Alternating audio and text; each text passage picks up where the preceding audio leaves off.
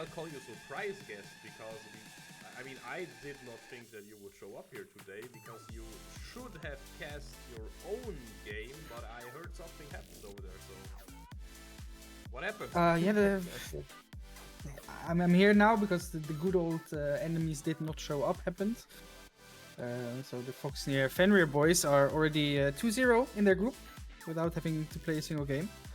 Unfortunate, of course, because we prefer to watch some nice gameplay, but now I'm here, and now we hope that the spectator doesn't break, because that would be unfortunate. Would be the absolute classic for it to break, though. You know how it is. So we are actually in Champ Select. I think it still needs like 1 second to load. It was bugging around a little bit, and I had to get Moxie ready real quick. So, but either way, we are going to jump into Champ Select, and it should pop up in just a second. I mean, we are just in the ban phase right now, and Moxie, do you see anything special today? I mean, the Bard ban, maybe it hurts your heart a little bit, but I think else nothing too special, right? No, everything, like looking at the bans overall, Karma, first ban on red side, it's one of the strongest picks right now in mid lane and support.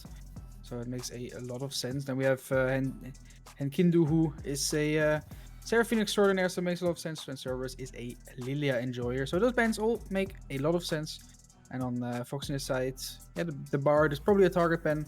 I haven't prepared for these enemies, so I don't really...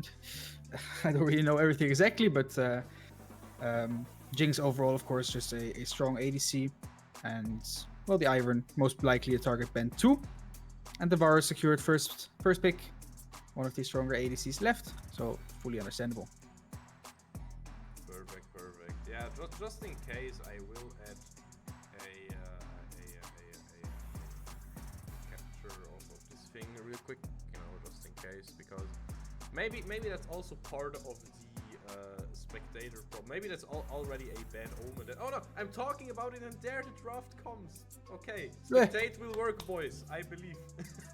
It's the wrong logo though, but it's fine. What do you mean? It's the yellow. It's the yellow one. No, it's the yellow logo. Nobody would have seen. It's right next to Ezreal, so it's perfect. It's fine. Fenrir, cheering on the boys while they don't have to play. I don't think I have the one yet. But hey, that's something to like. Well, we can fix that later. That's all good. Not a problem. Again, I honestly think it kind of fits. Look at Ezreal next to it, but yeah. Getting to talk about the draft a little bit more. So Moxie, tell me, I see Jhin, I see Varus, I see 2 ADCs. What is happening here? Well, I mean, Varus should most likely go into Inspire's hand. Inspire is a very big connoisseur of. Did you say connoisseur? Is that a correct word? I don't know. He's a very big fan of the ADC's mid lane, especially Varus. So I would not be surprised to see that one go into the mid lane position, and Kinder will be the one on the Jhin. Maokai is still a question, of course. You can technically still play Maokai jungle. I do not think it will be a jungle though, so it will most likely go to into Undernexus's hands. On the other side, we have the Ezreal answer into the Varus. It's not really that good of an answer anymore now though, because it is going to be the Jhin. And speaking of Jhin, we have Xin Zhao as well. He will be played in the jungle on the other side. Xin Zhao, somewhat, I don't really know why exactly, but rising in priority quite a lot. And Cassandra overall, a very, very strong pick right now. I mean, I played against it yesterday, and with it, I lost 2 games against it, won 2 games with it. Cassandra in a nutshell. And then the Blitzcrank answer is very interesting, actually. I'm not 100% sure how good it is into a Maokai Jhin lane, but we'll have to see what the enemies can do. So wait, what did you say? Rise in priority, and you don't know why? The Xin Zhao overall. I mean, I haven't seen that much of it like the whole, let's say, last year, right? Like 2023. So with the new patch, with the new changes, I think probably because lethality is a lot stronger now as well. There are just some items that work good on him, I guess. That's why he's a lot more prioritized. But I think you can say more about that as you are a jungle main yourself. Yeah, Titanic Hydra is just really insane on him right now because he basically, I mean, Titanic in itself is a really good item, but the free talent strike interaction, he jumps on you and the knock up is instantly more or less. And if you wanted that playstyle on the later patches or like earlier patches, you needed like to pick Halo Blades and then give up some later teamfight power, and pick like a different rune if you didn't want that thing. But now, basically, as soon as you finish that item, you can just instantly throw somebody up into the air and then have your team follow up on it. And just the new jungle in general, you know, the wider lanes, it just works really, really well for him. But yeah, talking about Xin Zhao again, of course we also have the counterpart, and I already read in chat, like, what is it? The real Lucius, Cerberus is giving Vinine a chance by not picking his Lee Sin. What does that mean? I mean, I think he's not giving them a chance at all by playing his most famous brand right now. I mean, I've been lurking in some scrims here and there, of course, and I know that he plays a lot of brand. So I'm excited to see that. He also played in playoffs, if I'm not mistaken. I'm not 100% sure about that one because I'm not sure if it was meta back then yet. But I think I've seen some officials played by him with brand. So it's actually really exciting to see here. And Azir and Tavares I'm actually also kind of interested in because, you know, usually when you play against the Azir, you go for something like a Tristana, right? Someone, a champ that can jump away, or you have the standard Corki Azir matchup as well, right? Which also gives Corki the chance to kind of dodge some abilities from Azir. In this case, we have the Varus mid lane. It's also an ADC, also an auto tech heavy champion. But of course, Varus does not have an escape. You know, he's immobile. He just has his feet to run away with. So I'm a bit skeptical about that matchup in particular. I think from level 6 on, Azir will just probably permanently look to shuffle Varus into Xin Zhao. So I have to see how Inspire handles it. And on the other hand, we have the Shen into the Cassandra top lane, which is also quite interesting. I mean, you don't see that much Shen overall. But in this case, like I said, with the Varus being a bit more on the risky side, you have the Shen, right? So even if Azir goes for a shovel and Shen has his ult up, he will just stand by him and potentially be able to save the Varus and turn the fight around. So it also kind of relieves some pressure a little bit. And Brent, I'm not sure about the Brent and Xin Zhao matchup. Maybe you can say some more about that one because yeah, I have no idea personally. I mean, yeah, honestly, Brent, I feel like Brent is kind of, it's a lifestyle, you know? It's either you like it or you don't. It's kind of like this, what did we have? The Morgana thing, it's what mages did we have? But yeah, either way, you feel it or you don't. Brand is a really, really special playstyle. And personally, I feel like if the comp allows it, it's more of a thing where you have to consider, okay, we have Maokai and Shen basically on both side lanes. So we have some tankiness already. Do we need like some tankiness in the jungle? Yeah, not really. So might as well go for a damage jungler. Honestly, it's like picking Graves or something. You know, he scales really well. Yeah, for me, he's like Magic Graves, but just with more range, if that makes sense. He's a carry. He's a bit coin flippy for sure. But yeah, that's all I can say about that. Yeah, the only thing I'm worried is the wrong word, right? But the thing I'm considering is like, since Zhao has his ult, right? His ult kind of denies, well, kind of, he denies all the damage that is outside of his zone, if you're gonna call it like that. And Brand usually prefers to, you know, just kind of throw in his abilities and stay out of range. So I'm a bit worried about that matchup in particular. Just, you know, I wonder how good he will be able to really find damage on especially the Xin Zhao. Of course, the other members will still suffer. Xin Zhao himself will potentially be pretty fine into the Brand. But we're seeing a lot of Brand in LEC right now as well. Like Fnatic versus Mad Lions is playing right now, right? And first game Fnatic had the Brand, and now Elioya is playing the Brand, like already mentioned in chat as well. So yeah, you know, popular pick. It's honestly, it's the hot. Yeah. Imagine you're a Nidalee enjoyer, and then suddenly Brand is the new Nidalee. You know, it's like throwing Brand Qs, throwing Nidalee spears. It's all the same. It's the same button even. Nah, but either way, yeah, even chat hope Spectator won't crash. Also me, I hope Spectator won't crash. Like, man, please, whatever you do, don't. I got into the game. Did you get in? You're in the game? I'm still in the loading screen. In. Oh my god. Okay, I'm at least in. That's like one of the 2 steps ready. Now, the next challenge, the next hurdle will be, can we get past 13 minutes? That's the big question. I know it's you are not allowed to watch God Cerberus at work. Good one. Absolute banger one. You know what, guys? Just for the sake of it, so you can see the magic. I will throw us into the in-game if it even works. It works. Yes. Okay. I'm also in the game. We can go live. I'm so happy. Do some live casting. Blitzcrank flashed on Blitzcrank flash hook. Something.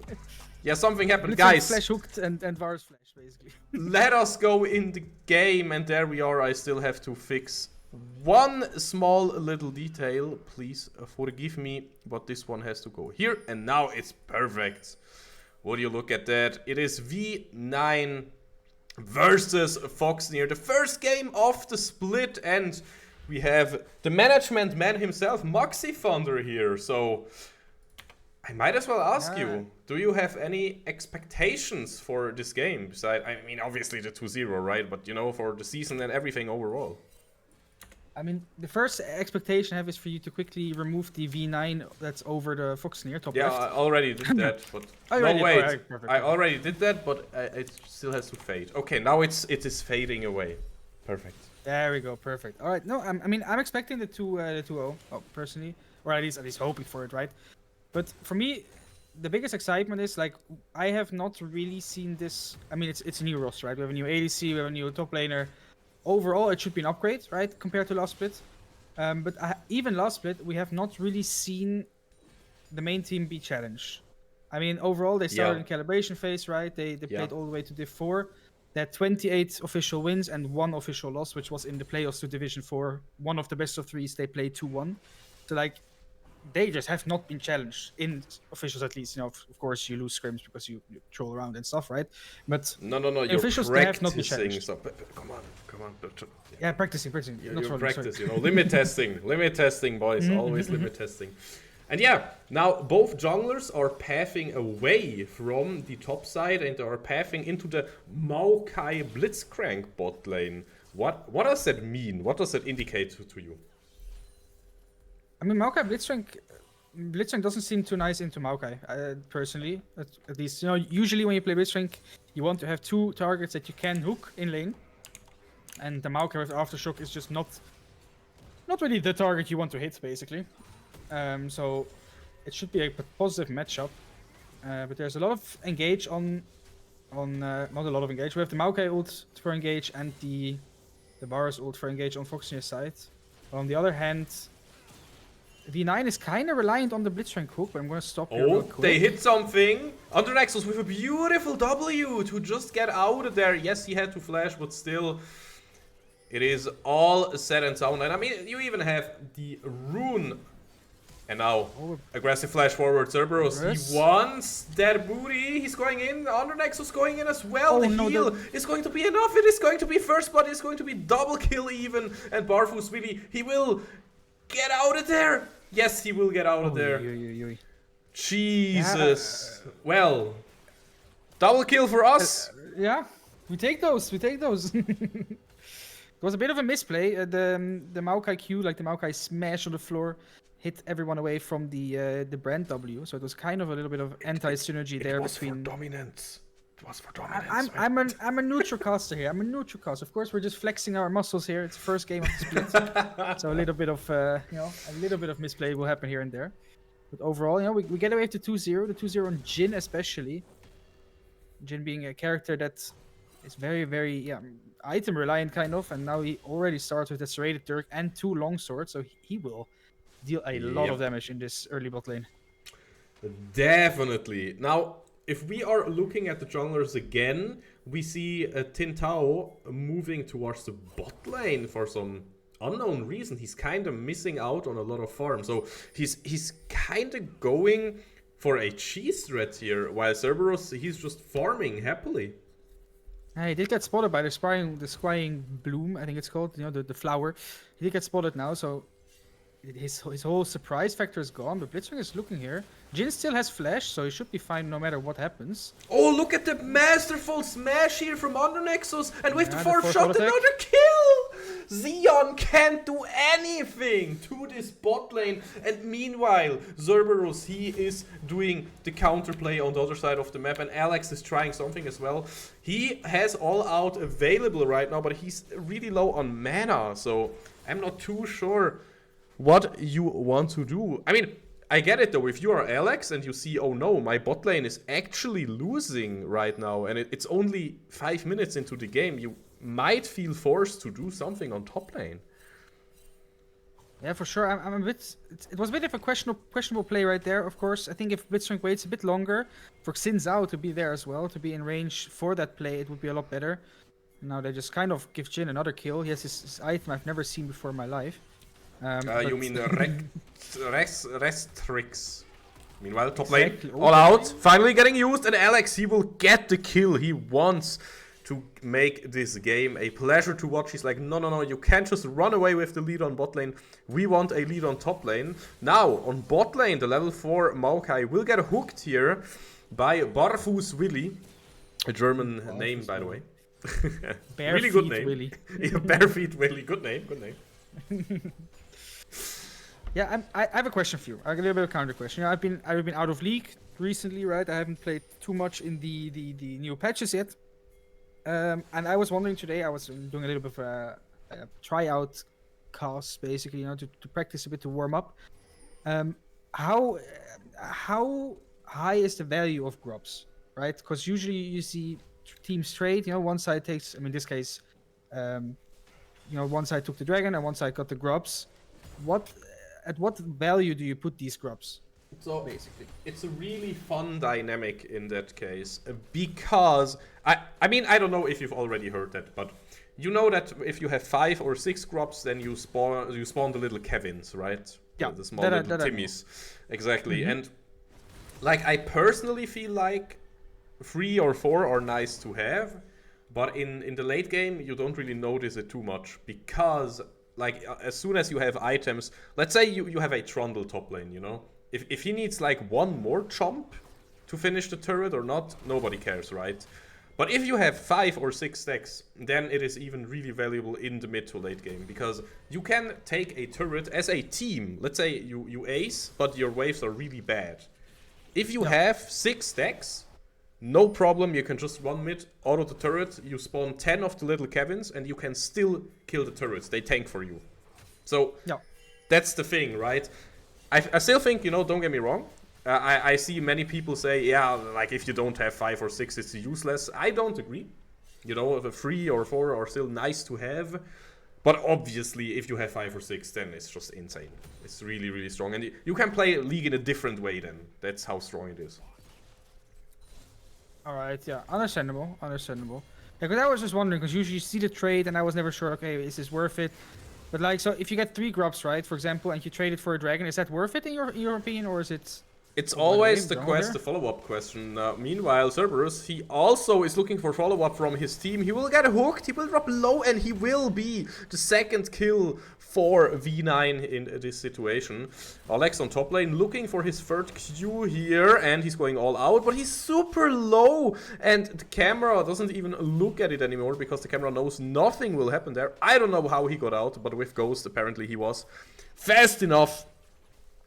And yeah, I still want to go back to the question that you just asked.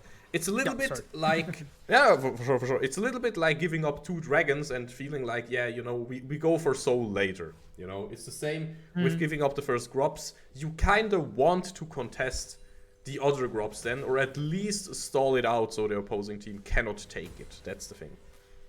Yeah, so you just drop the first one, and then you try to at least get 2 of the second one.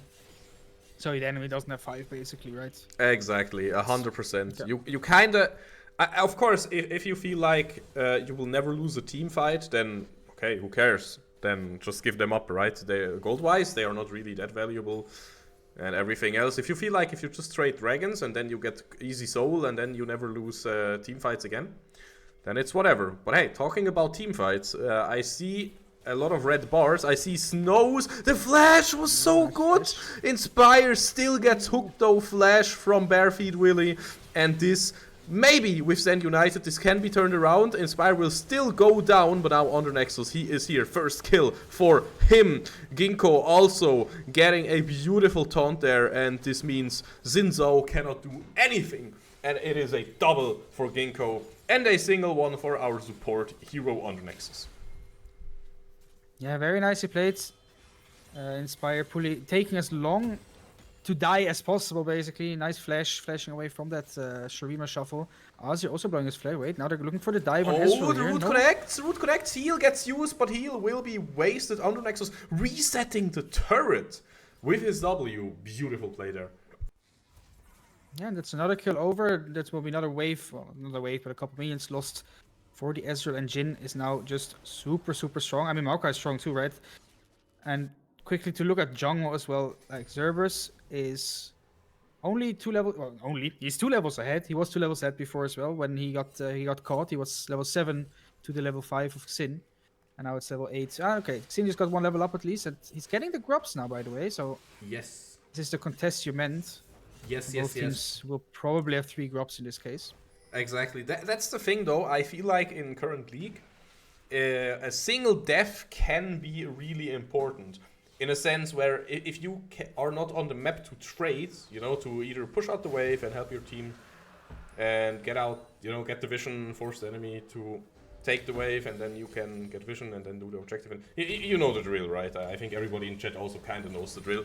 If not, feel free to ask again how like prio works in this game. But yeah, if you die in the early game, talking about dying, he's not in turret range though. He will just not go down. But now Snows is also on the flank under Nexus with a beautiful slow with the smash, but it will not be enough, and Barefoot Willy will probably have another rocket grab up soon. Meanwhile on top lane, Ginkgo with his finished item so dominant. Would you look at that? And now of course Alex tries to go all out. Ginkgo with a defensive flash. Will he have his taunt up in time? No! Shut down for Alex. And this means Vinine, they are slowly trying to claw their hands back into the game. Yeah, while the camera was top lane, Mr. Henkindo, the Jhin, managed to sidestep the hook, so he was fine. Almost actually managing to kill the Blitzwing as well. I mean, it doesn't look like it anymore right now because he's half-life, right? But it was pretty close. But Xin came to the rescue. So it was almost a trade for kills there. But yeah, Vinine trying to stick to this stick in this game. It's about a 2k gold lead for Foxnyr right now. A lot of that, if I'm not mistaken, is on the brand. Yeah, about 1,000 of that is on brand himself. So he will be a menace when it comes to the late game.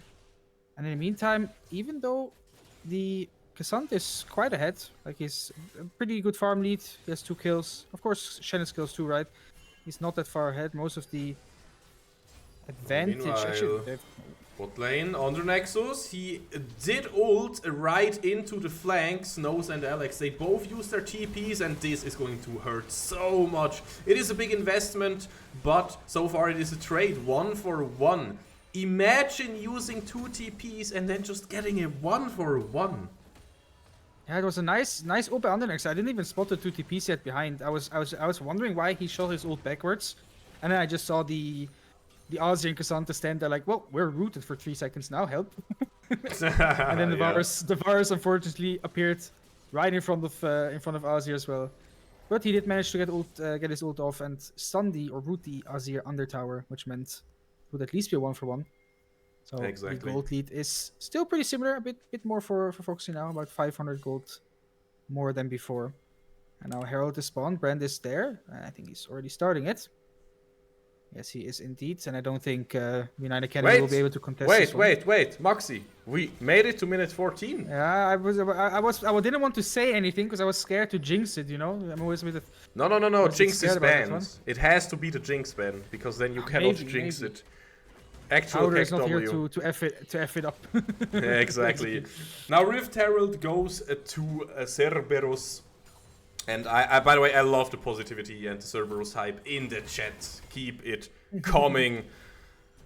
Just keep it up, guys. And yeah, by the way, new season, you can buy... Oh, never mind. Hello there. Oh, Lord, that's a lot of damage. And even the True Shot Barrage jumping right into the face. And talking about it, Sion, he will take a lot of damage here. Yeah, I was about to say, I don't think since Oh no! Oh, Hendrik not going anywhere here. Shut down for Snow. So yeah, this game is still kind of a close one.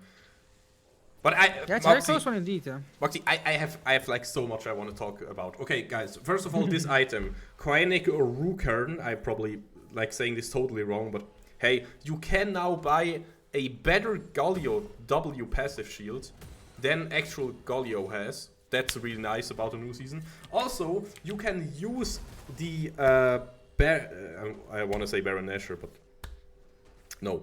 You can use a Rift Herald, you know, the thing before Nashor, but the thing after Grubs, you know, still exists, by the way, you know. You can use that to drive in it, and then if you hit the turret, you will spawn a lot of Kevins.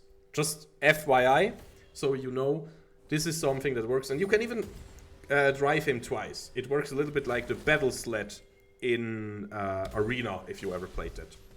So that's also a new thing. And now, of course, we also have Mountain Rift, which is not new, but like the Infernal Rift got a mini rework as well.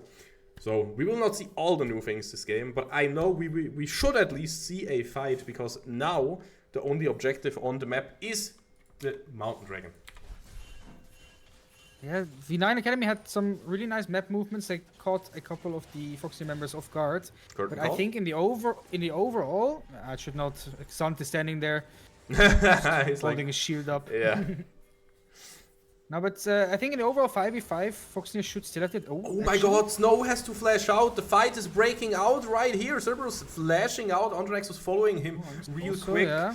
The sapling in the bush, maybe doing a little bit of work, but Andronexus will fall. Cerberus with a huge Stand United shield right there. Cerberus, are you going down? The turret is shooting. Down, he is falling. Shut down. Alex is looking so strong. And there, Barefoot Willy will not get the hook. That is an important sidestep. And everybody is so low. Everybody's even lower. We cannot finish Sintamon if we had a single Dark Harvest stack more on our bank account for Henkindu there.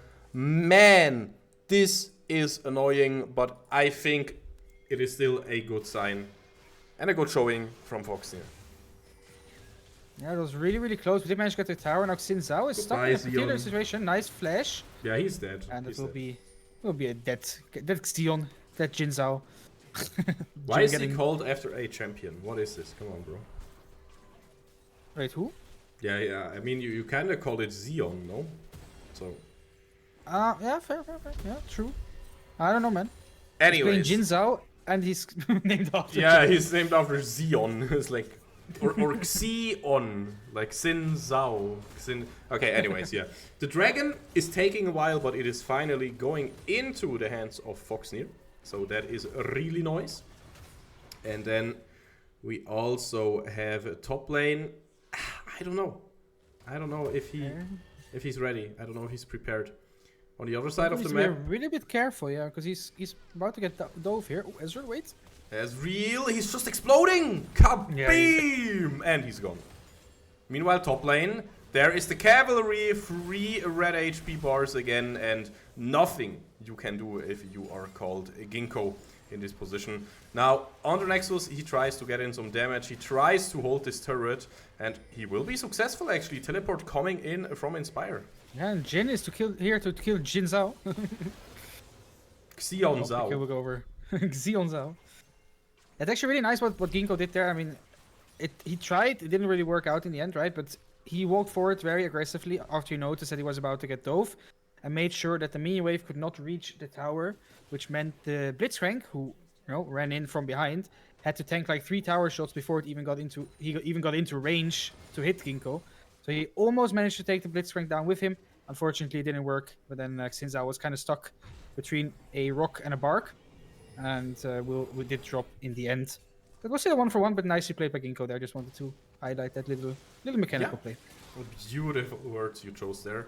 You know what's also beautiful? If we look at the supports, they have a lot of new items. And one of those new items is going to be Trailblazer. It gives Shout out to our ex-support, by the way, in Fenrir, who was called Trailblazer. Oh yeah. But talking about supports, Barefeet Willy is He's going to get out, but now Snows might be in danger, and he will just explode. So much range damage that we are witnessing, and this is just too much. Now, let's have a look at the vision, though, because as you can see here, this one ward was huge to get the vision we needed. Oh, Barefoot Willy is so low. Alex even jumping over to shield him. Meanwhile, though, it is the Wincon. It is Ginkgo on bot lane, and he's pushing, and he has Stand United. Yeah, it's hard for Vinine Academy to really do anything, because Ginkgo can just chill on the side lane. He has his ult, he's ready to join the battle if needed. A hook hits, and he will be there to answer. If it will be on time, that's the other question, but he will at least try. And yeah, now it's a free tower for basically nothing for Foxnyr in this little showdown, this little stare down. Yeah, I'm personally, like, I've played a couple of games now where I had the fun to buy Trailblazer. It's actually pretty fun. I always try to I make a little mini game out of it, and I run in front of my ADC so he gets faster and stuff. I try to make sure that I really utilize that passive. It's actually a fun little item. It's amazing. I also built it on my very first ranked game on Udyr, you know. If I go fast, my team also go fast, and then I just ran in, and my team ran in as well. I love that item. Sadly, the stats are not really the yellow from the egg, as the Germans say, right? But the effect is really, really good. And something I also want to mention here on the Nexus, can you give me a second, please? Can you, like, no, he's not really tanky yet. He has not activated his Aftershock, so it's still going to be alright. Yeah, but look at the map, It's exactly what I want to talk about real quick. I feel like if you are behind against a Shen, what can you do? Like, you can try to kill him, but then the opposing team gets Nasher. You can try to engage them, but then it's 5v5, and I mean, you're behind, so you're not going to win this usually. I feel like there's no counterplay. Yeah, it's hard. I mean, you can see Shen, he's chilling in a bush, so he's making sure. But now, because he can match the Azir, and this should mean that Azir has no time to TP. Okay, Shen is now walking back a little bit. He's looking at his team, making sure he's ready to ult here. 1k, and yeah, we get the Nasher. Absolutely beautiful play.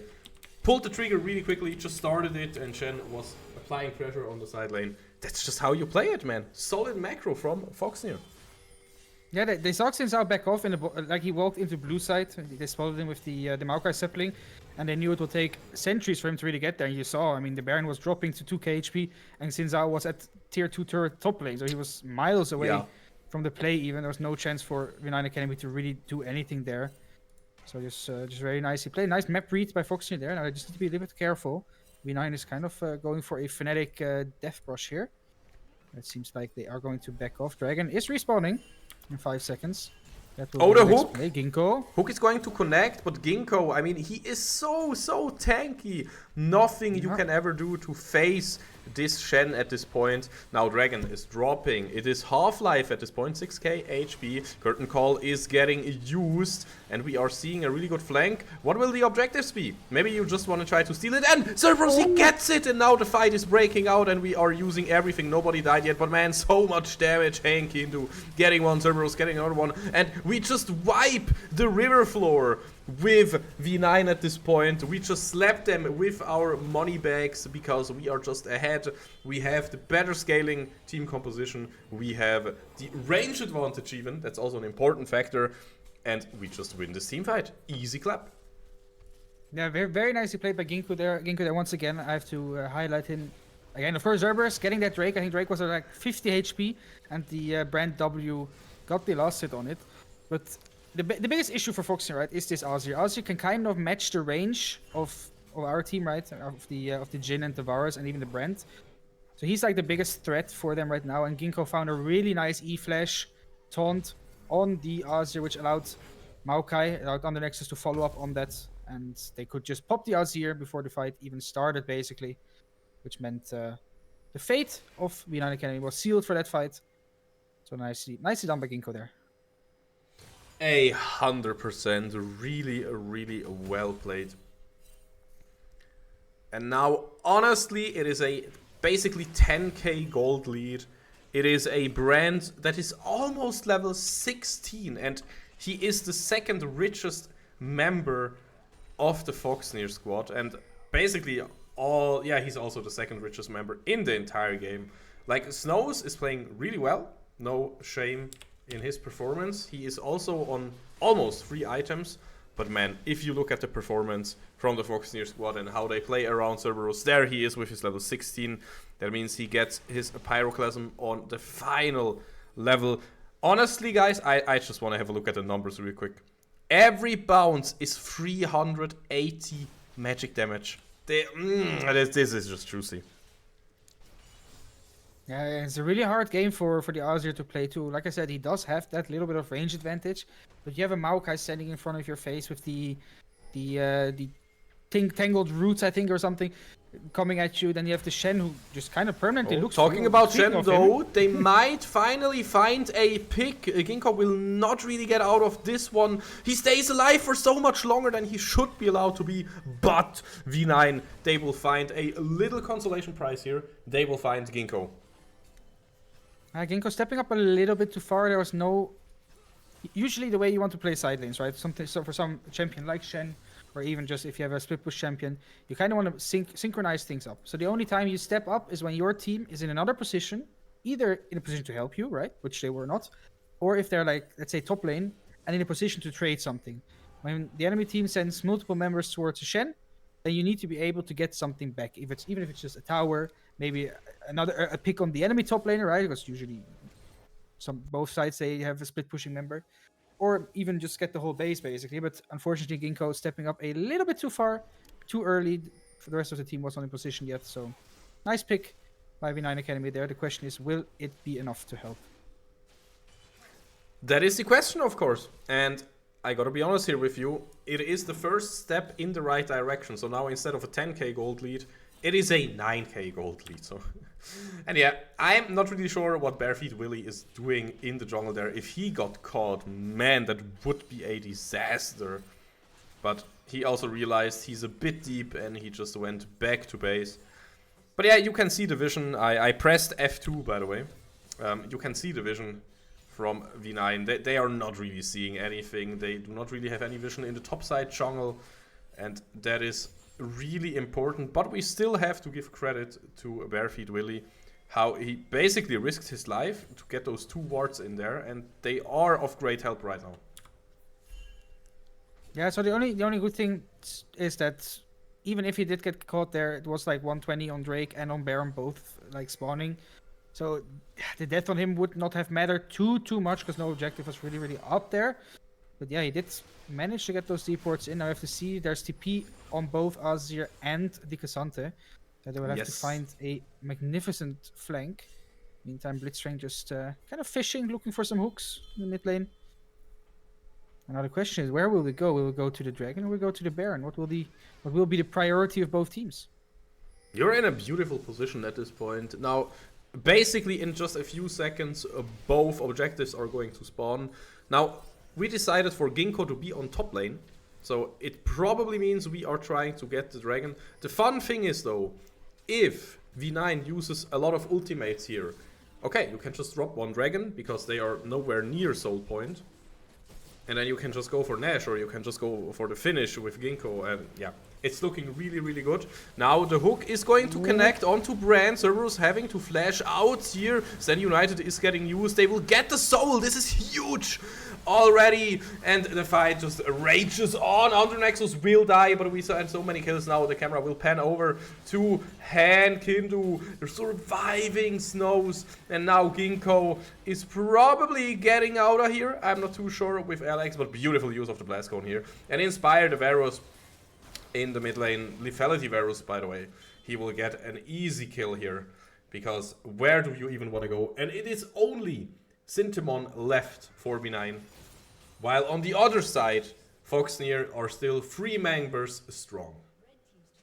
Yeah, I mean, you saw how long it took for Vinine Academy to even just get through the Brand and Maokai. I mean, Azir, their main damage threat, the Azir, was not there. He was busy fighting Jhin in the background, 1v1. It was a bit of an awkward fight there and ended up just dying to Inspire, who was able to just walk up. And now Ginkgo is kind of greeding for this inhib.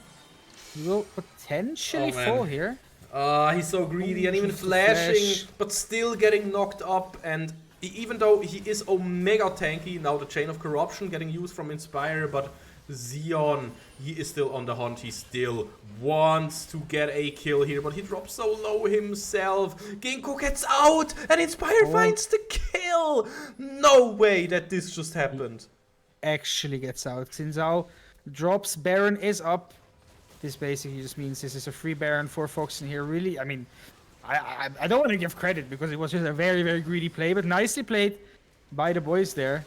They made the best out of it, I guess, somehow. Yeah, super safe smite, of course, from Cerberus. He got those smites. He will get thrown into the enemy team, but he's still alive. And finally, he will find his 4th death in the game. Absolute monster play by Cerberus here. But of course, also his team is up to the challenge. Alex, maybe he can find one in the all-out form, but nope. 4th shot right into his face. Will die on the spot, and now it is 4 members. Cerberus the God, he has a little break in the gray screen, but meanwhile his team will probably finish the game because only Xeon is left. And take that back, Xeon is not even left, he just died. And this means his victory is written in the books of destiny. This is the first game. It's a win for Foxnyr. They even go for it. Yes. A lot of fun, not the cleanest of games, but a W is a W, and we take those.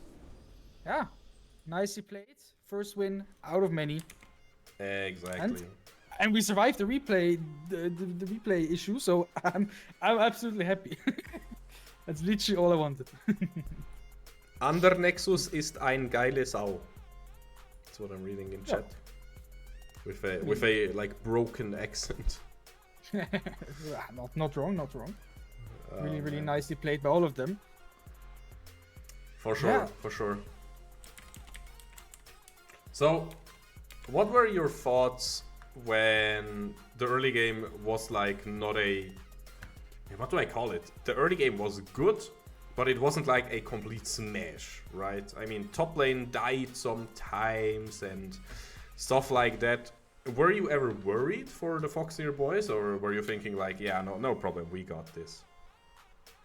I mean, overall, I wasn't that worried. I mean, it was a pretty clean thing overall. There were a couple of catches mid-game that should not have happened, right? They got caught a couple of times, or...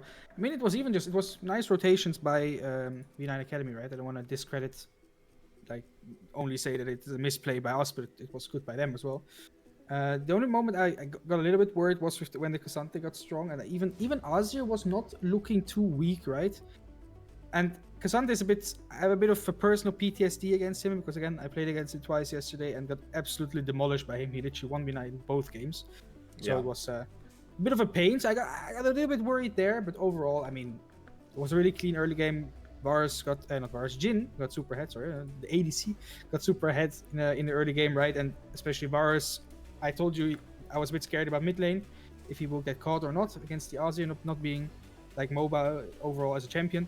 But he survived everything. He got that one little shuffle, the twitchy flash over, and he did die, but I mean, we got 3 kills in return, right? So what more can you ask for there? It took a lot of the Vinine's time in this play.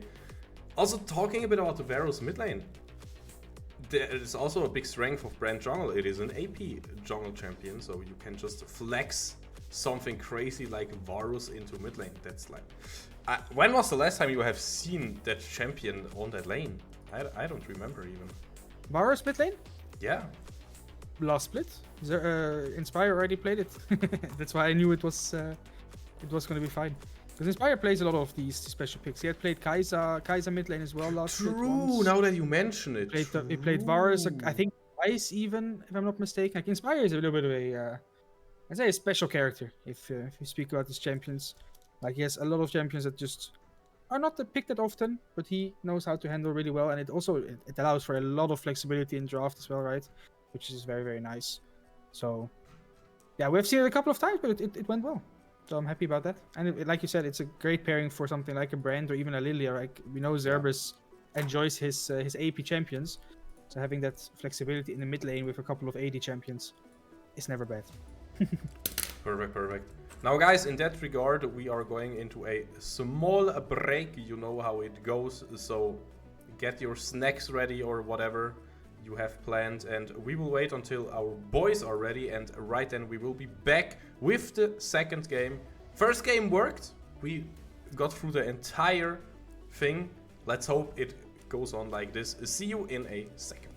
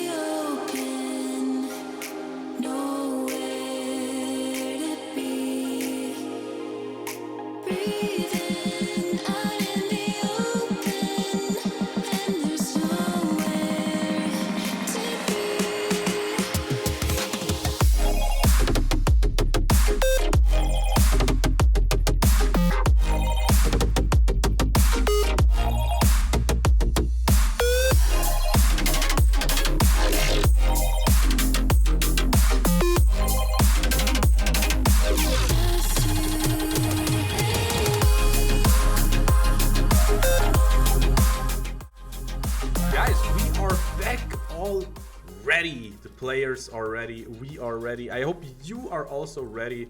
Are you hyped to be entertained? And of course, the beautiful Maxi Founder is still here with me. So yeah, of course, we have to jump right into the draft because they are not giving us any time to just like talk about the game. They want to show themselves what this next game will look like. Yeah, let's see the adaptations. We see the brand taken off the table already.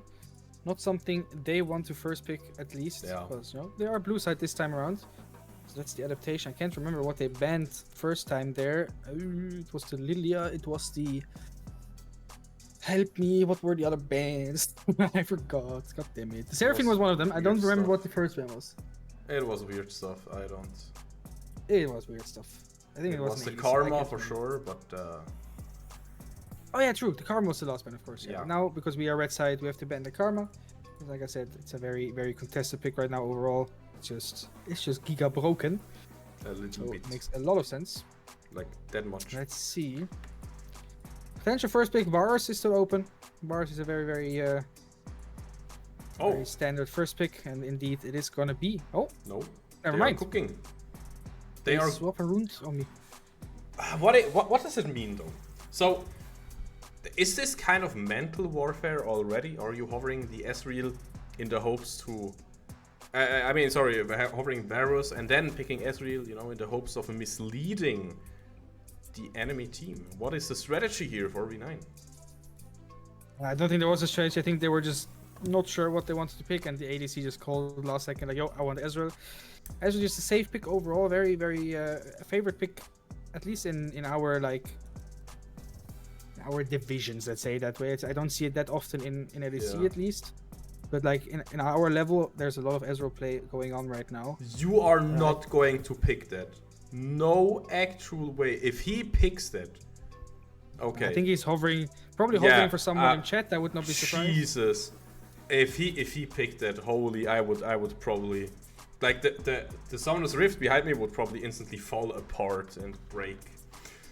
But no, it is going to be... Question mark? Nah. That's the beautiful thing though. That's also something that I wanted to talk about. They were probably, like on Vinine side, they were like, hey, we can also go for the Varus, right? Easy clap. And then they were like, oh wait, we can't flex it like they can. Oops, okay, probably not going for the Varus. What are we going to do? And they picked the Ezreal. Now we saw a lot of jungle hovers. You can tell me what you want. We have Maokai, we have Rel. They can both be played in jungle. They can both be played quote-unquote on top lane. They can also be played on bot lane. I mean, we even saw the Maokai on bot, so it's a lot of flexing going on right now. And Rumble, of course, can also be played in mid lane and in top lane. Yeah, Rumble also very, very strong right now overall. Like, I've heard many top laners, at least from pro play, say that it's probably one of the strongest top laners. I'm not sure if they've changed anything this patch or like last patch, but at least the patch before, he was one of the strongest top laners. And Ornn, probably not the easiest champion into a Rumble. Rumble can just kind of freely burn him, freely cook him, which quite literally. We have to see how Ginkgo manages to live through that. But already on Foxnyr's side with the Maokai and the Ornn, a very, very strong front line. And yeah, Rel, of course, not the most damage. Ezreal as well, more a bit of a pokey, you know, not really a tank killer, let's say that way. So yeah. There's not that much damage on the side of Vinine Academy quite yet. Of course, the Rumble shreds through them, so it's a bit of a similar case as before with the Azir. If the Rumble gets caught, then for now it's looking dire on Vinine Academy side. I feel like both teams still need a lot of damage, and both teams have a lot of utility so far. Honestly, let's be honest here. Maokai, Ornn, they are insane if we look at CC, if we look at tankiness, if we look at flank potential and stuff like that. I mean, you just saw under Nexus Maokai in the last game. It was a joy to watch. He might as well go for it again. You know, flex it up, pick it like that. But honestly, damage-wise, I feel like they also, like, what could they go? I mean, I'm thinking. Foxnyr in this case, or? Yeah, like, do you just put Maokai in support role and then pick a damage jungle again because Cerberus is carrying? Or are you putting the Maokai in the jungle and then you put a damage support on under Nexus? Those are like the two options here. I think Maokai support is just too strong right now. I don't see a chance of it. I mean, there's always a chance, right? But I don't see a world where it will go into jungle. Bit worried about this this Master Yi over. I have seen it played. Oh, Kindred though. Okay, GG. We can, guys, 2-0. We can end the stream. Was fun, but play the outro. Play the outro music. Yeah, this is it, guys. This is this. I mean, of course, we still have to see the game, and also let's be honest here.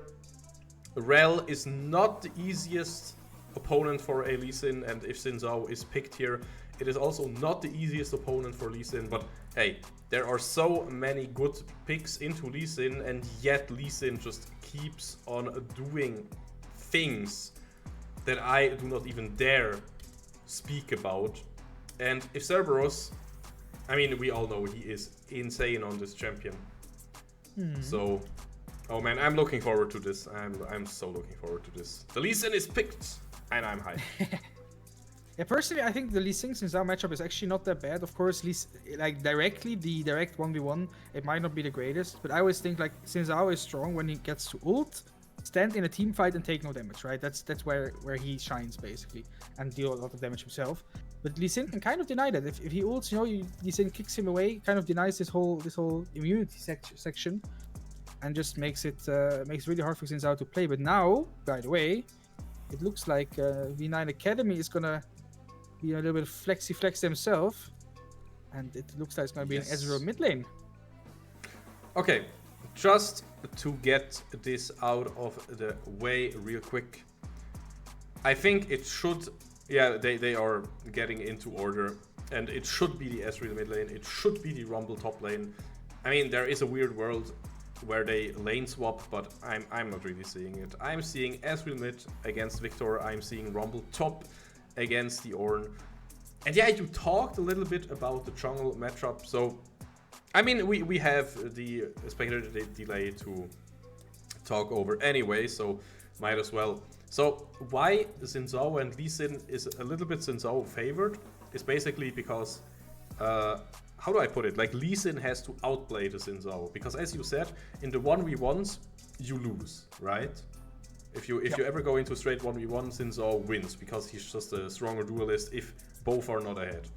Now, also, usually Xin Zhao is considered to be someone with relatively weak clear, but Lee Sin is also not the fastest clear champion in the game. So usually if you see a Xin Zhao, you can just pick something that outclears him, and then even though you would lose the duels if you are just the first at the scuttle, at the lane, you cannot ever get counter-ganked or counterplayed. But since Lee Sin is also like in the early game a bit slow-ish in the jungle compared to like Xin Zhao, he will not really have this advantage that most other junglers have. Does that make any sense? Now, of course, it is Cerberus Lee Sin, and I just said you need to outplay. And Lee Sin has a lot of potential to outplay. And with outplay, I don't mean in the direct 1v1 sense, I mean by sneaking objectives, by doing off-cycle ganks, off-cycle counter ganks and stuff like that. And of course, I am very certain that is how Cerberus will find that lead. And now we still have to talk about the lanes. And that is where you come in, my dear co-caster. Yeah, let me just start off a bot lane, right? We have the Rel Samira, very, very strong. A very, very strong bot lane, very, very strong 2v2 overall. So I'm a bit scared for that. Jhin, again, same as the bars thing I said at the start, right? Very immobile, so if Rel ever gets on him, it does become quite scary. At least Maokai is not the worst at like a retaliation trade, so when the Rel goes in on the Jhin, basically, Maokai can always go in onto Samira and kind of, you know, neglect the whole situation and make sure everything stays calm. But overall, in that 2v2, I think Samira and Rel will always have the advantage, so I'm kind of wondering how that will go. We'll have to see how Xin Zhao and Lee Sin both are going to be able to I accidentally muted myself. Are going to be able to impact the bot lane. I just touched my mic for a second and just saw the light turn off. Like, no. So we have to see how both junglers are going to impact this bot lane. And also Samira, you know, has this little built-in wind wall, built-in Yasuo wind wall. Always really good to block the 4th auto attack from Jhin. So it's actually overall a pretty strong pick into it. Mid lane, yeah. I'm not quite sure, by the way. Yes, right? Yeah, it makes a lot of sense. You have a lot of potential to also eat up the Nature's Grasp, so the Maokai root, you know. That is a really good option. Like, yo, team, get behind me. I'm a yummy delicious. Eat up all those CC skill shots that we have on Foxnyr's side. Yeah, but you still wanted to talk a little bit about mid lane, and of course we also have to talk about the loading screen here a little bit, because we are jumping into it, and of course we hope we are going to be in the game really soon. But yeah, Ezreal against Victor mid lane. Yeah, so first everyone pray in the chat that we can get into this replay and everything works. Not into the replay, into the spectator and everything works. And quickly to add on, you said the Nature's Grasp, right? That you can block that with the Samira wind wall as well. Don't forget, you can also block the Ornult. It's also really good into that. It's basically a Braum shield, or again, a Yasuo wind wall built into your W. Of course, it does make you a bit more of a target because it has a pretty long cooldown. So if you use it for an engage tool like the Ornult, it is down for a long time. But yeah, speaking of mid lane, I have no idea how this matchup is going to go. I've never seen Ezreal into Victor. I got into into game. I hope you will too. I am into game as well. Oh, let's go. And of course, that means I am also getting you guys all into the game in just a second. Yes. There we are, live on the Rift. It is going to be Vinine against Foxnyr, and Foxnyr already won the first game. And we are looking forward to seeing the next. Yeah, I know. Somehow. Let's blame OBS. Let's just blame OBS. Names disappearing. Yeah, names actually disappearing. Oh no, that's or why. staying for too long. Okay. Karaboom, barabam. There we are. All right. So quickly about this mid lane, right? Because we couldn't really touch on it before. I think early game, Ezreal should have an advantage, right? It's an ADC. ADCs are always stronger early game compared to mages, right? Because mages need time to scale. And ADCs do too, but just 80 damage is stronger than AP damage at the start. So Ezreal should have a little bit of an advantage there at the beginning. At some point, once Victor gets into his, like, let's say, first item, he will be able to just one-shot the wave, kind of just move around the map. What? Oh man, I'm so the real Lucius. The enemy name does not matter when they face Cerberus. He turns them into nameless souls. I agree. Yeah, wait, we just call them like CV, like Cerberus victims or something. But yeah, I'm sorry, I was just laughing over. To be fair, in Greek mythology, Cerberus is the guardian of the entrance to hell. So you know, it does make a lot of sense sending them to hell or sending them to. Become nameless souls, let's say it that way. It does fit quite well. 100%. But yeah, again, I think mid lane will be a little bit of a chill fest until Victor manages to one-shot the wave, and then he will be able to roam a bit. Now bot lane need to be a little bit careful here. You can see top lane already, the Rumble kind of just roasting this big meaty, big chunky boy.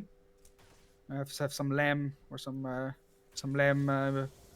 Where's the lamb sauce? Where's the lamb sauce? Exactly. Where's the lamb sauce? Well, yeah. Cerberus is also probably screaming at his, I don't know, does he have like maidens at home or something that are cooking for him, or, you know, once he's done with his delightful plays? I mean, I hope he has 3 heads, so he needs a lot of food. Oh, 100%, yeah, 100%. Well, talking about our boy. He is going for a solo start full clear, and now he is looking for something. And the something is going to be in the mid lane, and that's exactly how you will get ahead. The minion! Look at this, Chad. He blocked the Sonic Wave. How dare he? Block Cerberus' holy spell. But yeah. Speaking of the soulless souls, or the nameless souls, the nameless soul called Minion, saving the Ezreal's life. Kind of unfortunate, but at least the flash is out. Yeah, that's important. Ezreal a little bit more of a target now. And that's exactly what I talked about. You just have to outsmart and outplay in a macro sense. So now, of course, the play could be from Zion to invade, maybe? I mean, bot lane is looking good for an invade, but of course, he would never dare invade Cerberus, a mighty jungle. His dear presence is too much to handle. If you look at Cerberus the wrong way, he will instantly turn you into stone. That's what I heard. I think you're kind of swapping it around with Medusa here, but you know, maybe Cerberus will learn that skill at some point as well. He's just all the gods. What do you mean? He's all the gods. Yeah, fair. Some Thunder. What's his? Doesn't Lee Sin have some ability with like Thunder Strike or something like that? Thunder Strike, I forgot. Maybe a little bit of Zeus channeling there. No? Okay, then I just missed. Swapping it around with something else. I thought maybe a little bit of Zeus coming in there as well then. Well, talking about action though, and about not Zeus but Xion on bot lane. There might be some action. Now Cerberus, it looks like he might look for a reset. It also looks like everybody on bot lane looks for a reset, and they will not cancel it. So back to base we go. Global reset. Now that's team synergy if I have ever seen it. Yeah, so everything pretty calm right now. Nothing much happening. You can see Samir already with a little bit of an advantage bot lane. Jhin has to be very, very careful in this lane, like I said before the game started. But so far, I think it's only positive for Foxnyr in this case that no kills have happened. With the Ornn and the Victor and Jhin, I think we do outscale. Speaking of Ornn, smacking around this Rumble a little bit, or getting smacked around by Rumble, let's say it that way. It's fine though, he had a lot of moments where he dropped a little bit low, and he still handled it really, really well. So of course, with a chill early game, yeah, we have to kind of give up the first grubs, but as we talked about it last game, it's not really too bad, it's not really too... Yeah, you don't like to give them up, but it's fine. Again, it's like giving up a first dragon. It is 100% alright. And of course, with Barefeet Willy moving up there, no real reason to contest it. You would just die and give up some kills. And of course, in Cerberus' case, you also just want to have a good game, right? You don't want to make it too obvious and too easy, so of course you have to give up 1 or 2 objectives. That's just the way it is. Yeah, but we are gonna have the... Oh, wait, Ezreal ult? No, just not enough to steal. We're gonna have the standard trade again. Drops for Dragon. Like we had it before, so let's see if that will be swapped around for the next Drops Dragon, the same as last game. Oh, by the way, there's a tech I really want to talk about. Sorry for just interrupting you, but Yeah, no. are your eyes on Xion's inventory? Because the Doran's Blade is a statement. It means I want to be stronger than my opposing jungler until we both have full item, and I will be a little bit later on the full item. But until then, in theory, I have a bit more HP, I have a bit more AD. Interesting, yeah. I didn't see that. Oh, bot lane. Bot lane, flash engage here from Barefeet Willy. This is the all-in. Not level 5 yet, so no ult, but is it going to be enough? Yes! Sintamon getting the kill and Henkindu dying with all his spells used. Yeah, this is basically what I meant. It's a hard lane to play. As the Jin, you step up a little bit too far, and you kind of instant engage him. And Cerberus is here now. Nice engage here by... Okay, flash everything. Oh, no. Cerberus, he can reactivate his Q though. He can he reactivate it? It's looking dire. He's getting knocked up, and no, he is not getting a single kill, and that hurts. That is so annoying. Yeah, it was really unfortunate. It was a nice W by Undernexus, but he missed like I think 5 mana or 6 mana, something like that, for his Q, so he couldn't knock back the Samira. And then when Lee Sin came in, got the Q, got the first Sonic wave on the Samira, right? So that looked really like nice and high potential. Oh, meanwhile, on top lane, no more ignite for Alex. Equalizer, not enough because Ginkgo. Yeah, he's just flashed it just to be 100% safe, and we love to see it. A good smacking on top lane. Of course, Alex will have an easier time with the champion matchup, and Cerberus, he wants to find the kill. He still has to watch out to support there from the Call of the Forge God, but it's not even really needed. There, Ginkgo, of course, he only wanted an assist, and this means, yeah, Cerberus was, you know, how do you call it in English? See, I'm still learning that language, man. Gütig. You know, I'm not really... Chat, help me here. Good question. But quickly to come back to that little bot lane endeavor right there, like you saw Cerberus hit his Q on the Samira, and it actually looked good for a while because he would, you know, if he gets that second proc, Samira's dead, and they can potentially play. Maokai maybe lives, he lives, and it's like a 1-for-1 trade. Everyone's happy. Unfortunately, or well, nicely played by the rail by Barefeet Willy. He knocked up the Lee Sin mid-charge, which kind of cancelled his second Q proc, which meant the Samira lived, and well, everything went downhill from there. Let's say it that way. So that was very, very unfortunate. That's what I also meant. Yeah, charitable. That's the word I was looking for. Thank you so much. Yeah, that's the thing I talked about a little bit, right? There are some champions that just naturally have some ways to either counter or outright cancel your dashes, and surprise, Lee Sin has 2 of them. Now, talking about dashes, Barefoot Willy kind of also has to dash out of there, because if he doesn't, he will just die to the curtain call, and he dropped low, but it was not enough. Now, also really important, something we have to talk about, the Grubs, because they are back up, and the Dragon still has 1 minute. So what is going to happen on top lane? Equalizer is going to be back up soon, and I don't think you can trade this. No, I don't think Foxnyr is strong enough. The Rumble is just has a lot more value right now compared to the Ornn. More fire. Sorry, the hiccup there. And yeah, more fire indeed. And the Lee Sin was on the bot side. But it will be the 6 Grubs over to Vinine Academy. Kind of unfortunate, but you know, top side was just not the strength of Foxnyr in this game. Ginkgo doing well though, somehow ahead in levels. I don't really know how, but he is. A good thing is, I want to quickly bounce in there. A good thing is, you are not facing a split pusher top lane. It's not Fiora, it's not Tryndamere, it's not Trundle, it's not whatever. It's not like any of those champions will just look for a split push. Or do you think any of V9's champions, like, I don't know, maybe Samira can go for a split pushing playstyle, or Ezreal or something like that? Or not really, right? I mean, Ezreal technically can, of course. It's a safe champion on a side lane because he can jump away. It is still an ADC, so he has to be very careful, right? But overall, he should still be able to side lane pretty well. He's not really a big threat for the Ornn though, because as we spoke about before the game. Oh, nice few hits actually. Oh, it hits, and that's the flash. That's the flash, really, really good. Meanwhile, on top lane, it's looking really close for Ginkgo.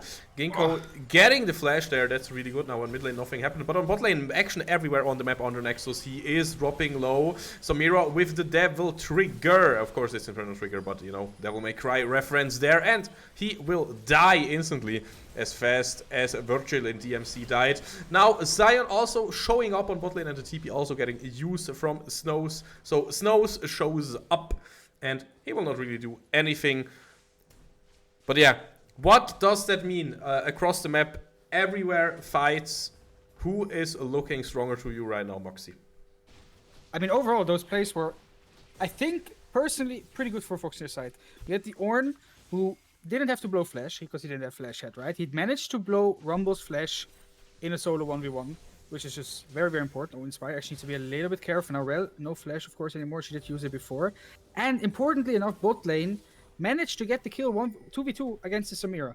Jhin did get the kill, so got a little bit of, I think he got a little bit of shutdown gold.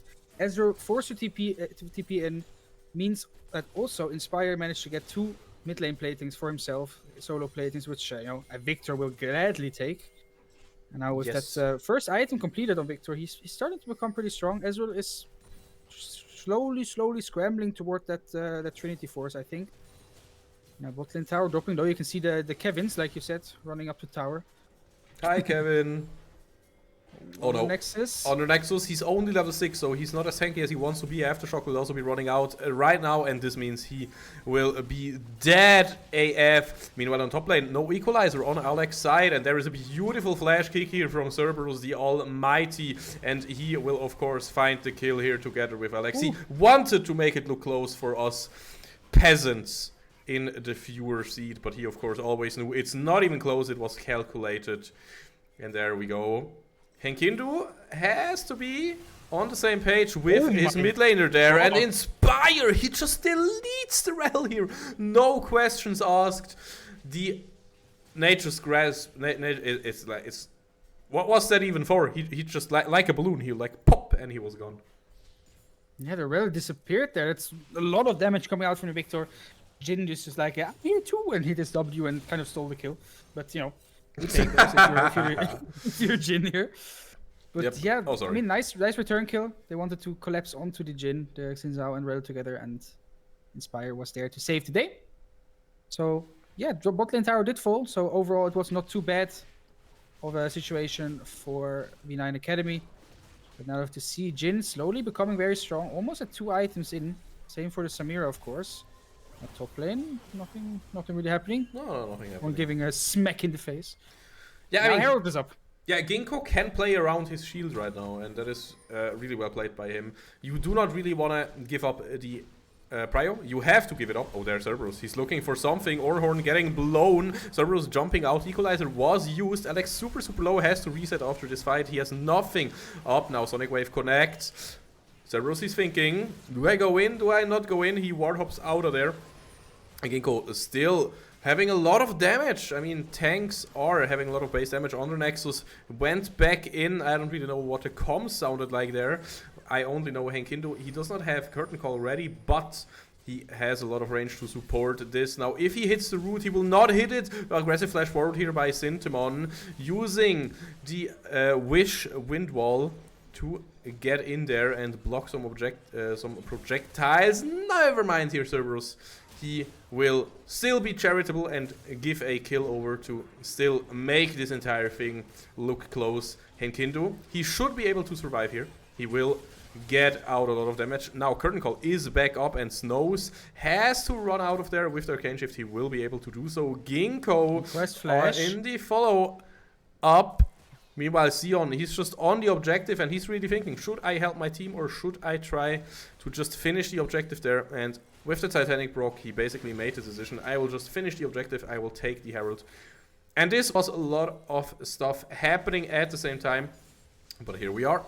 It is 7-5 and Vinine has a little bit of a gold lead.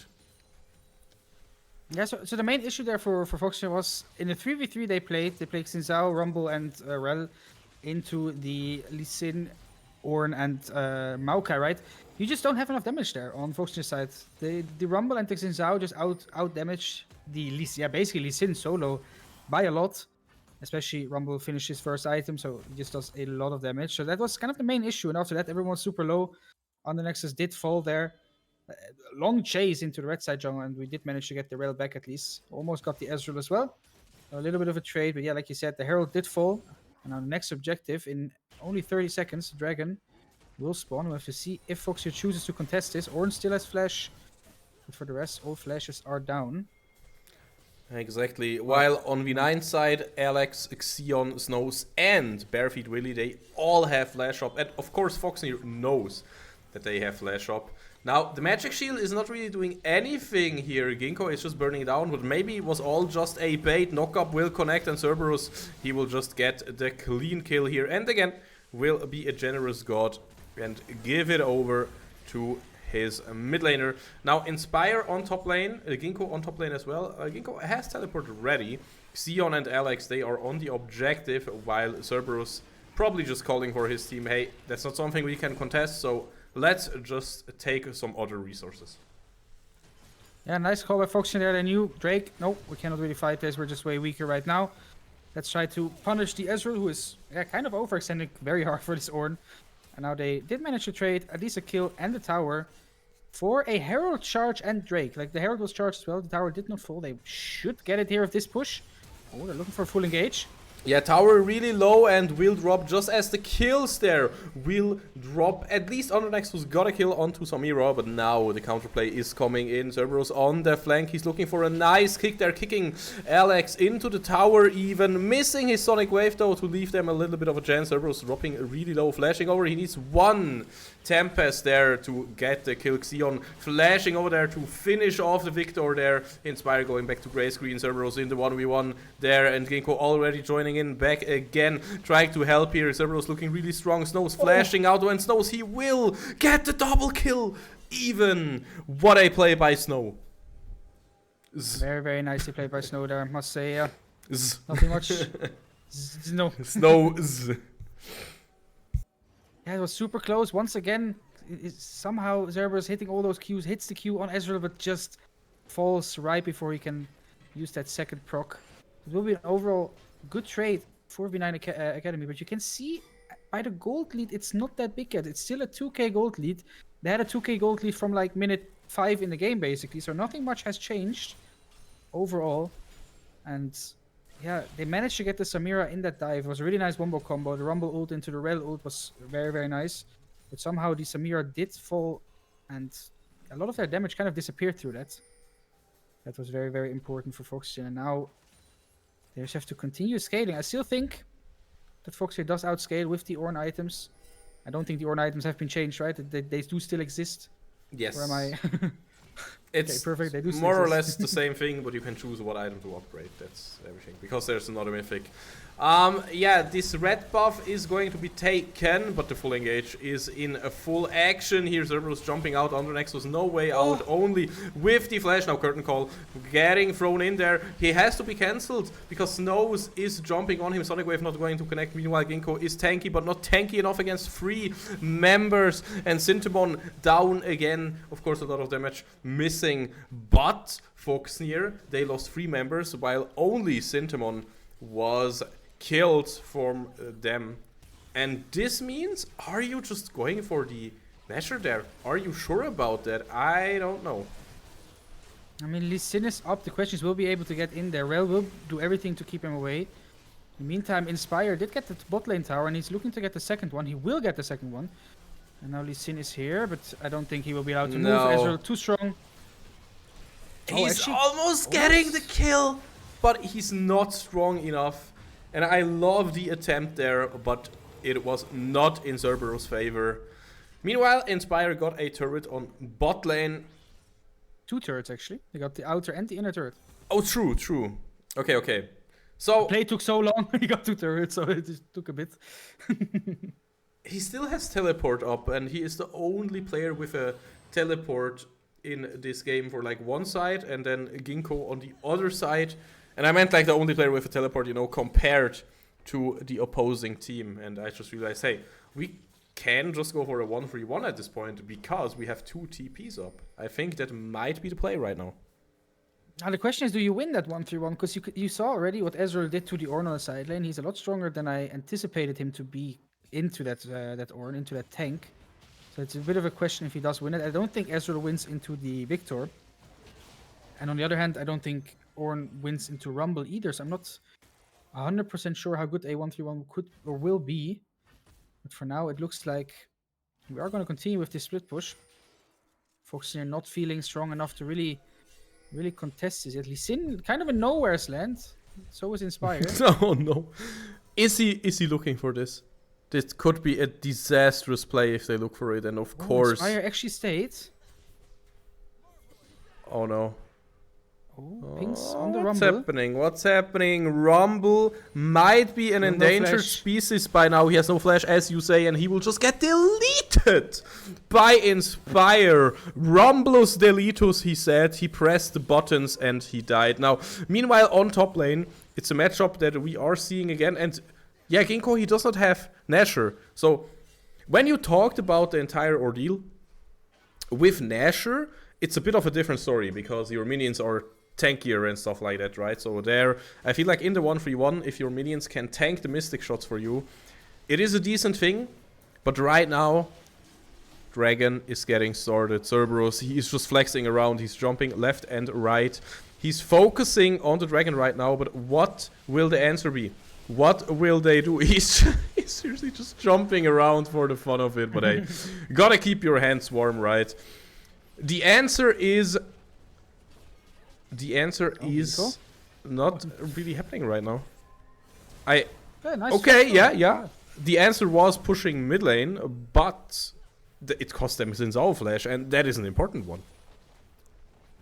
Yeah, very true. Now Cerberus stepping up a little bit. It's looking dangerous, and again, that's what I meant. No way to get out of there now. Ginkgo has to watch out to not be the next one on the Nexus, being ready to tank skill shots for him. Inspire has to flash out, is too far forward here, and of course Xion and Sintamon with their deflectability, super annoying for our ranged carries, and I'm a bit worried that this might be it. Equalizer to chunk Foxnyr down further. Inspire dies.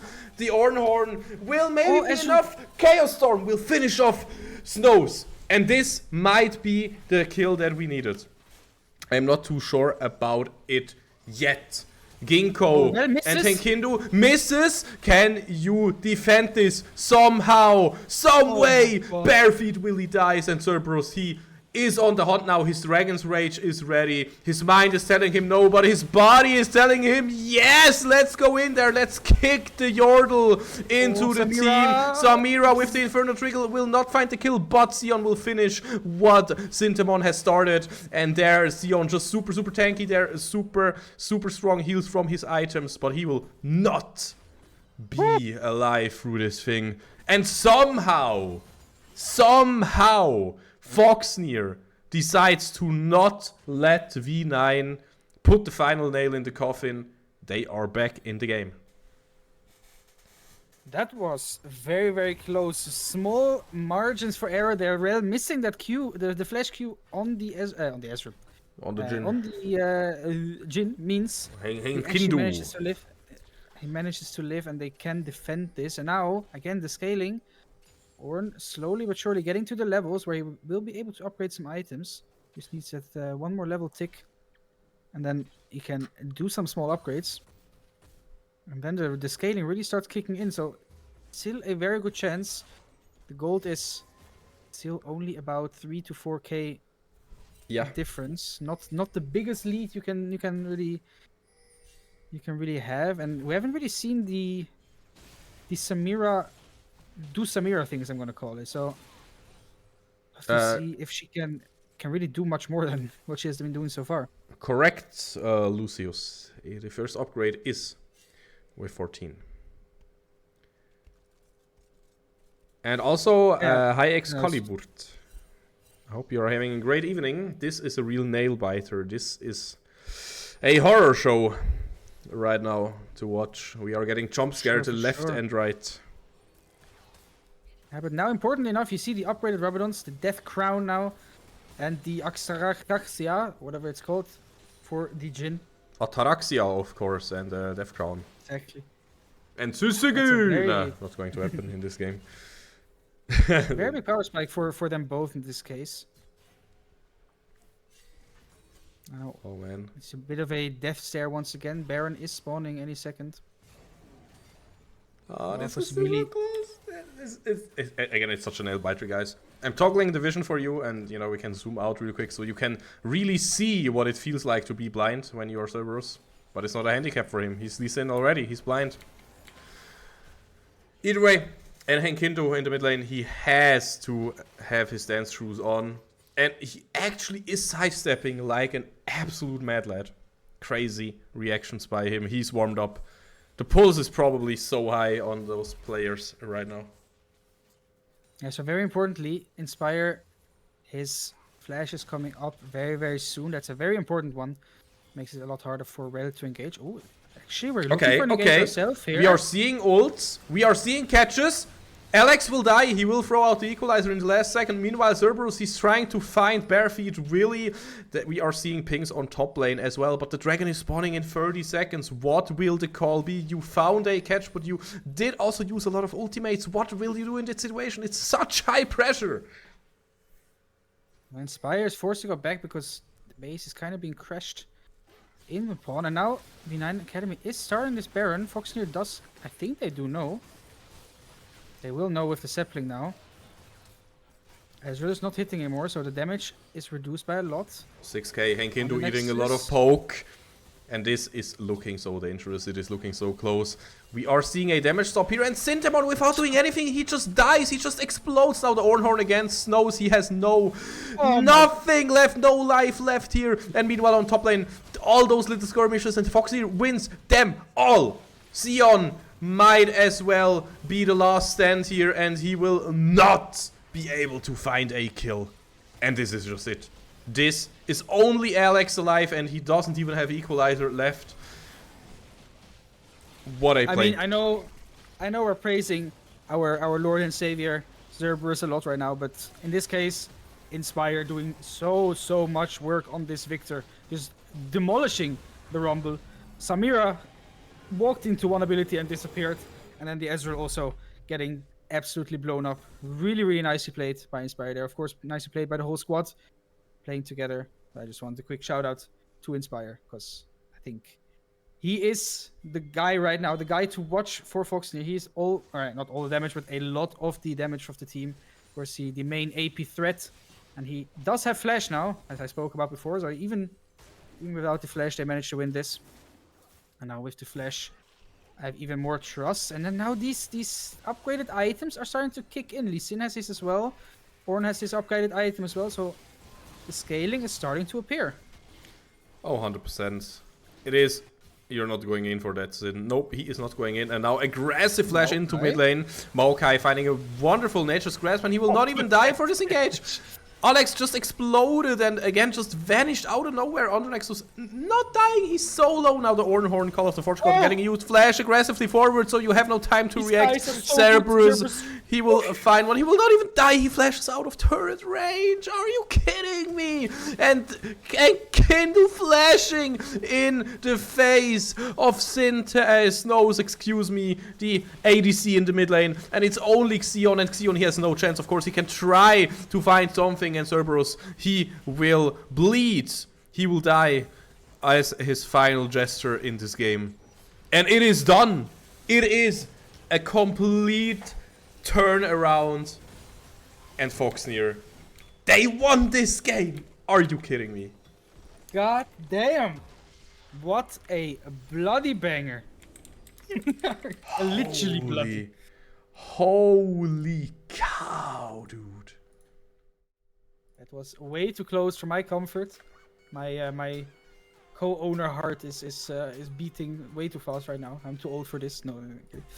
I'm super happy. And there was a banger game from both sides. Was super close. Again, so small margins for error. The flash Q by Rel. If that hits, it's over. But just that flash Q misses. and all of a sudden the whole game blows wide open again. Whew. Oh man. Oh man. Oh man. Oh man. Oh man. Oh man.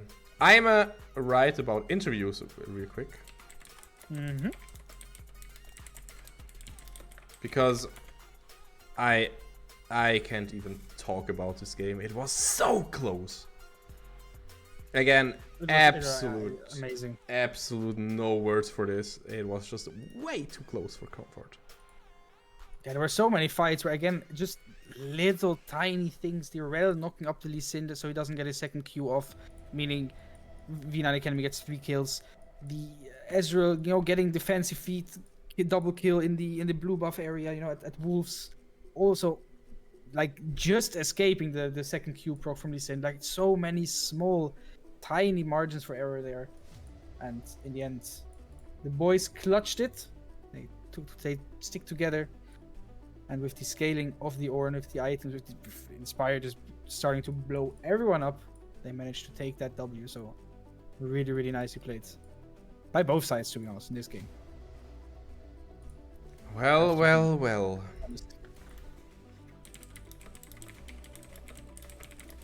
So who are we gonna get for the interview? I'm still writing. Chat. Still writing.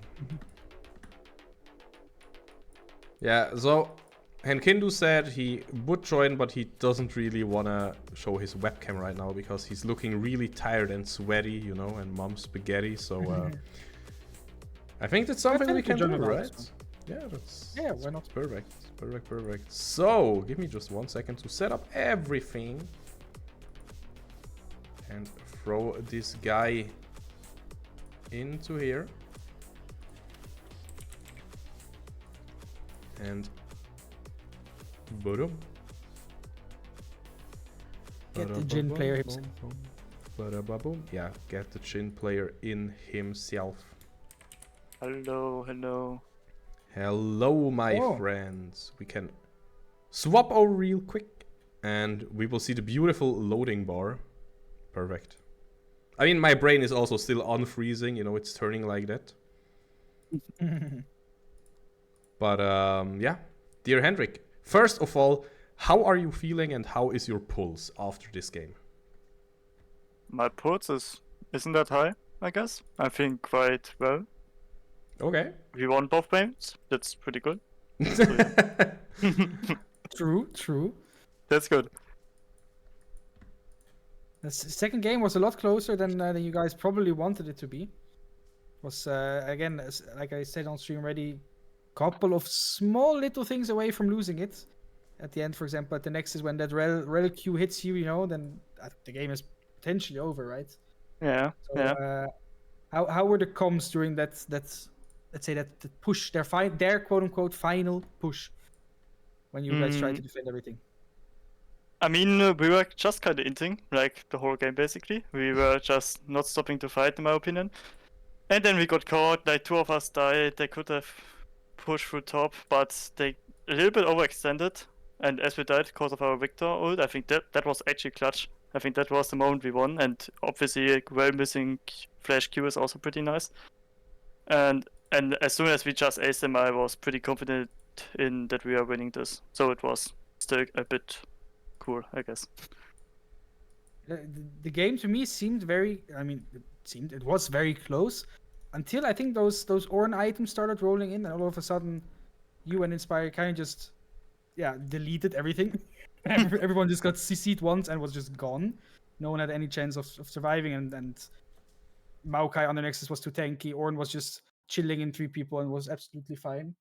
So yeah, it was scary, but gave us a little bit of a show. Let's say it like that. Yeah. So how are you feeling after now this first match day, first week in this split? How are you feeling? How are you looking forward to the next games? Everything? I'll be honest, I was pretty excited in the beginning. Like, my pulse was a bit higher there in the first game, or also maybe 10 minutes before the start. In the games, I was pretty chill. Of course, like, voice comms were a bit messy and stuff like that. A bit of overreacting, but I think it's normal, especially in the first games. I'm definitely pretty happy that we go out 2-0. Could have been 1-1 as well. I mean, it's fine. You can drop one game, but going out clean is pretty nice, feeling pretty good. We definitely have to think a bit more about drafting. I think our second draft was a bit edgy, I would say. I mean, the SC pick really caught us off guard, I believe. It was really good from them.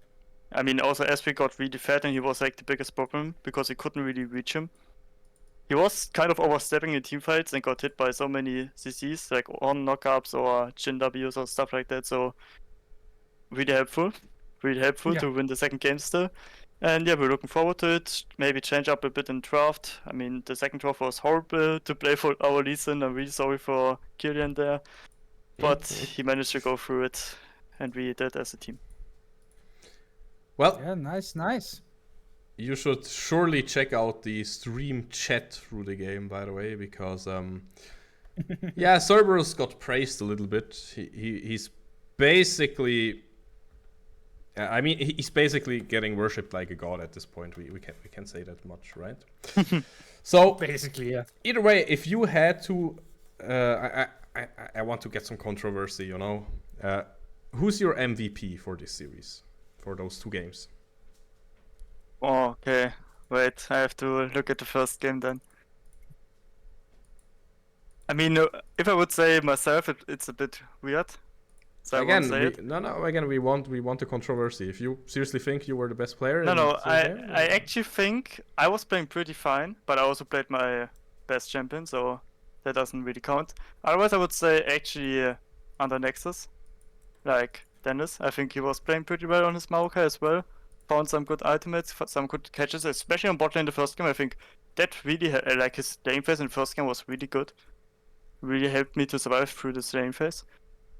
And he did some pretty good calls. Of course, everyone was playing pretty well. I think on ultimates in the late game also hit pretty hard. But I would give it to Dennis. Okay. Yeah, respect to the support, you know, doesn't often happen, so Yeah. always nice to hear. So yeah, Lucius, you heard it. Actually, Under Nexus is the god. Dennis is the god. And we heard it. So yeah, you said you were on your strongest champion. Is that true?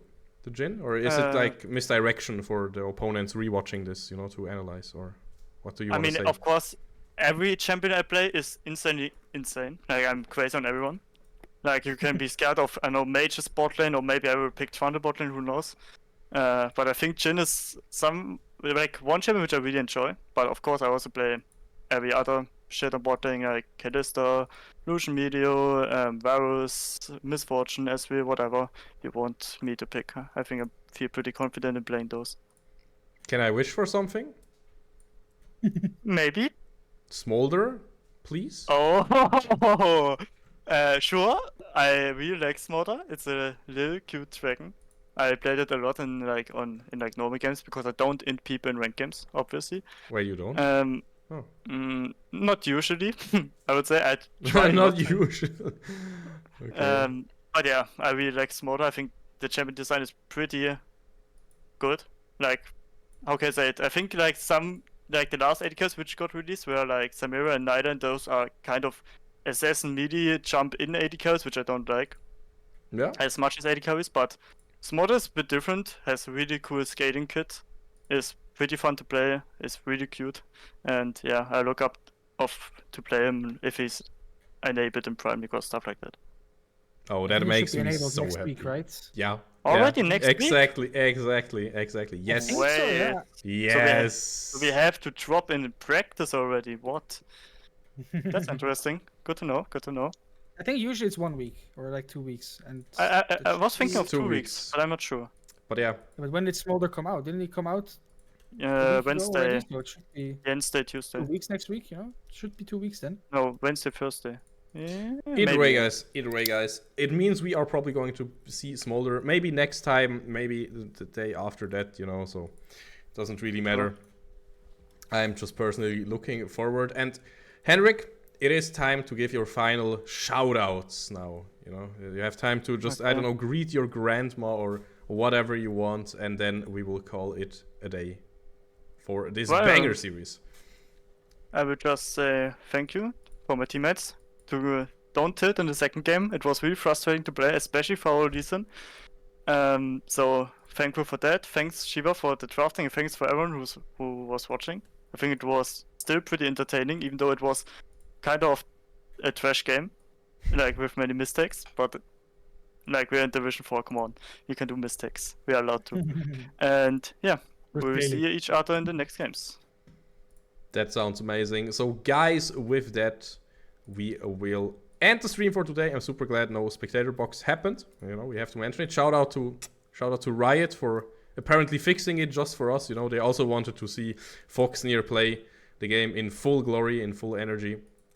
And I hope you all have a wonderful start into the week. We will see you, Moxie, you gotta help me out now. In, I think, like 7 days, right? It's still the normal standard date for the next game, right? Yeah, the main team should be playing Sunday again. I don't know if they're going to swap it, but for now it's set on Sunday at 5 p.m. And the second team will potentially move their match day backwards a little bit, so they won't be playing next week potentially. But of course, we will keep you all updated on our socials, as always. And yeah, so follow them. See you guys next week. Exactly. Down below. Socials down below. Socials down below. I can show them real quick because in the interview scene there are no socials. But goodbye, Henrik. Bye. It was fun to have you here. We will jump over here real quick. Yeah, you can see the socials right there below. Moxie Founder. Give us a follow on Twitter, on Insta, on TikTok, on YouTube, on everything. Tell everybody about it. You know, it's a big new esports project, and we have some really cool stuff on the horizon. You really don't want to miss it. And with that, Moxie, I'll give you the final words, and then we're out. Yeah, thank you everyone for watching. It was a banger. I'm happy that I was able to jump in on the fly, because I was planning on casting the other team, but they got their death win, so now I was here, and it was fun as always. Super fun to cast with Remo, with Alisrim. So I'm looking forward to see us cast again next week, potentially together again. We'll have to see. Hell yeah! And yeah. The rest has been said. Follow us, keep an eye on everything, and stay fresh. Stay fresh, guys. What's up, homies? See you next week. Bye-bye.